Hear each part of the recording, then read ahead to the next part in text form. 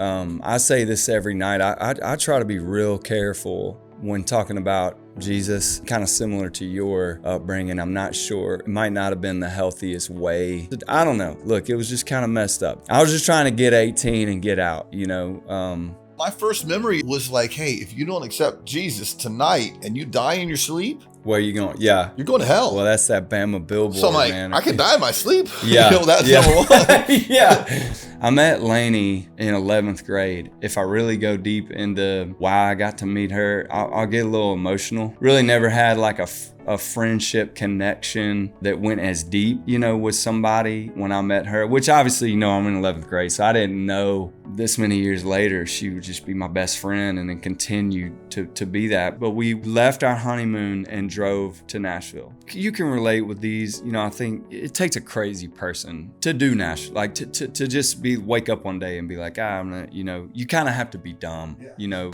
Don't do it unless you have to. Right, yeah. Yeah, it's torture, but it's okay, you know. Did you start writing first? You start playing gigs first? Well, I actually landed a great job as a booking agent, but I got fired.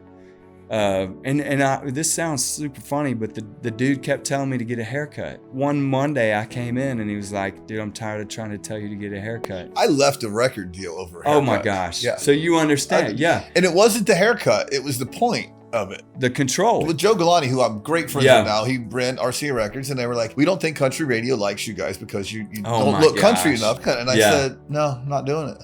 And by the way, I was a drunk ass. I mean, I'm not saying that. In sobriety, I would have had a different response. It was a neighbor of mine, and he introduced me to David Malloy, Scott Hendricks, and Christy DiNapoli. They just wanted to make a record and pitch me to labels. I was like, I don't know about that. It's like, I just kind of want to write songs. Christy DiNapoli wanted to sign me to a pub deal. Like, I can just write songs and you're gonna pay me dollars, like sounds American so dollar. Yeah, I was like unfamiliar to that process. And so Autumn signs me, and my label head is Mike Dungan.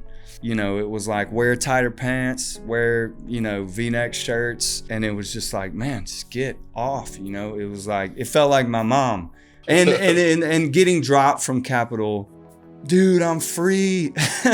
I'm not at the label. But then it was like, oh crap. It's like divorce. I'm not at the label. Yeah.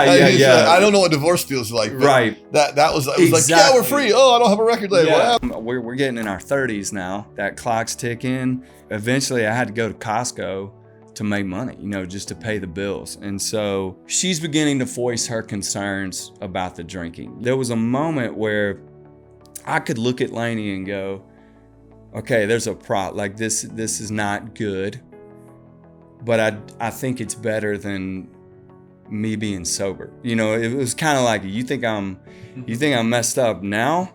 Let's just wait till I don't get a drink. I remember riding to this church. There's probably 30 people there, so 7 walk in. And this dude walks up to me, and it's Craig. He shakes my hand and just huge eyes, and he's just like, dude, I'm so glad you're here. But there was this eerie, like, he knew.